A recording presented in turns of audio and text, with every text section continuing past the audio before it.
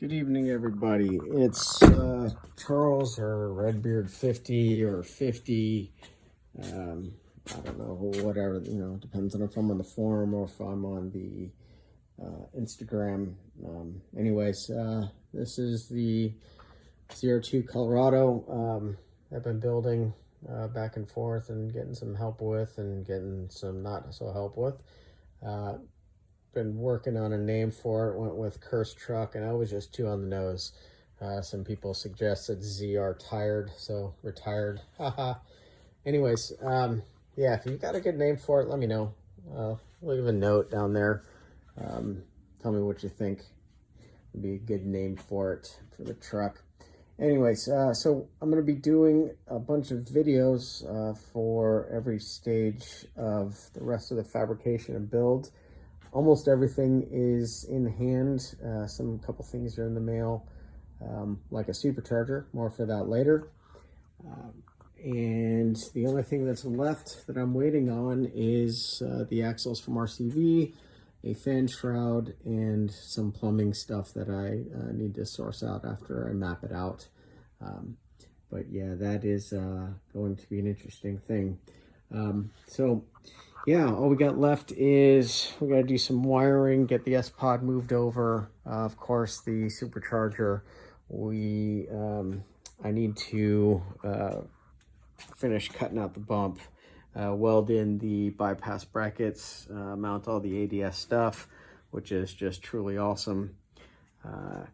And then in the back, I need to just fabricate some mounts for the oil coolers and then get those plumbed in. Going to be testing some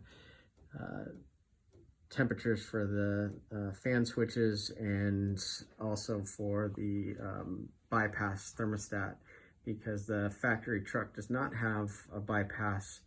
So it just constantly ran it to the radiator. So if we're going to be running an external cooler, then it's smart to run a bypass. If it was a full-blown race truck that was only going to be racing, probably wouldn't be needed. But since it's not, I'm going to be also going and getting hot chocolates and cocoa, with a daughter and little boy. So yeah, I'll see a little bit of street time. Anyways, so yeah, I'm going to be kind of figuring that out from scratch. Yes, the Hall racing truck did run external coolers for the engine and the transmission, even though their PR people said they did not.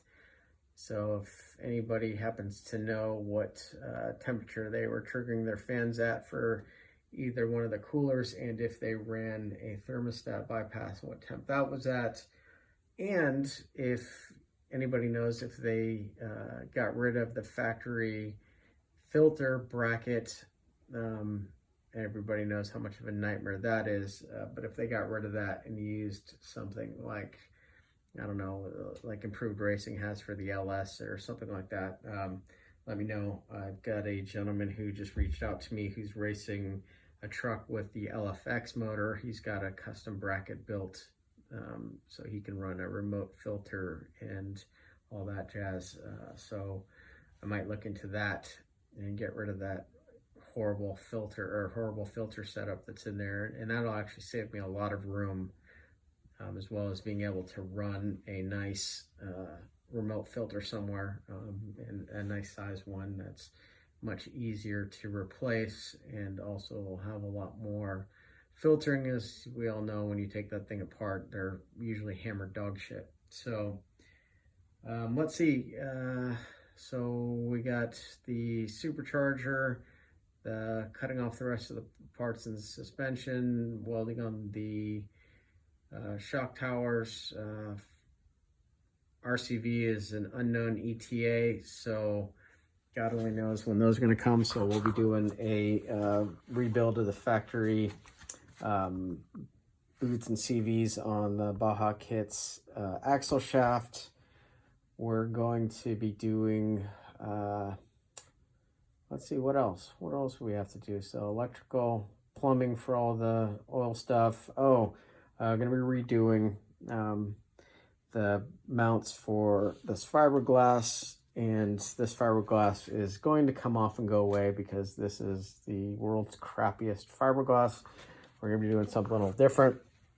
But in the meantime, I'm gonna be trimming up the back and redoing the mounts. I would also like to do some fender liners inside of it, and as you can see, my exhaust, which exit in not such a great spot. Going to do something a little different. Well, not terribly different, but it's, you know, I'm probably just gonna switch it around and bend it, so it's just gonna come out more or less here, little plate, so it doesn't, you know, cook off too much of the paint. What else? Yeah, that is about it, but we're going to document each section of the builds from now on. I'm paying for everything out of pocket. I don't get anything for free. I don't get tools for free. I don't get any of the equipment for free. You can ask ADS, who I'm a huge fan of. They charge me 100% for all of their shocks. You know, one of the cool things, and you can get it too, is, yeah, you're paying for the shocks, but they will tune these things for you, and they will get it pretty dang close. And that's a great service, and you know, it's you're not going to get that from the bigger guys that are 8.5, 9 months behind now anyways. So yeah, so I'm paying for everything, so I'm going to be testing out some, you know, newer tools, plasma cutters, talking about, you know, that kind of stuff, how it works, whether I like it or not. You know, some of this kind of stuff, you know, just kind of giving real world opinions on it. And again, I pay for all the stuff, so nothing's free. So I don't know anybody any favors. Yeah, gonna be, let's see what else, testing out the new hood that's got the vents that actually, you know, so this is a stock looking hood. So obviously it's fiberglass, and where the factory fake vents are, they actually have real vents in there. So we're gonna do some scientific string testing and seeing how much this is actually venting out, and going to run a little pressure gauge in the engine compartment and seeing how much pressure is building up. Because once we put the brackets in for the bypasses, it's going to close up a lot of that. And then I'm also going to be building or making some fender liners. So we're going to close off a lot of the airflow that would have just been coming out the wheel wells. So all of that kind of that airflow starts becoming very important again. Yeah, so don't be buying those hoods that have that vent right back there, because all you're doing is high pressure and actually closing off air that's going through the radiator. But yeah, I just don't know. I mean, maybe that might be nice if you're rock crawling at 4 miles an hour and you're just trying to get hot air out of there. But anything over, I'd say 15 miles per hour, maybe 20 miles per hour, you're gonna really hurt your cooling performance. But yeah, I'm gonna film each stage and post it up on YouTube. So yeah, let me know what you think. Let me know what you want details on. If you want information on anything in depth, let me know. Happy to do it. Sorry that the garage is a mess.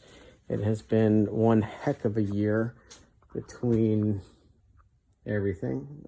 Won't go into too many details about that, but yeah, it's been 2020, 2021 told 2020 to hold my beer. But yeah, we're kind of getting back up and over that now. So gotta clean the deck, get all the stuff organized, get all the shiny bits back in the truck. So yeah, let me know what you gold, definitely gold. Let me know what you guys want some more information on, or what you guys want to see, and I will do it, go into depth, make some phone calls, see if I can get anybody on the horn and answering some questions.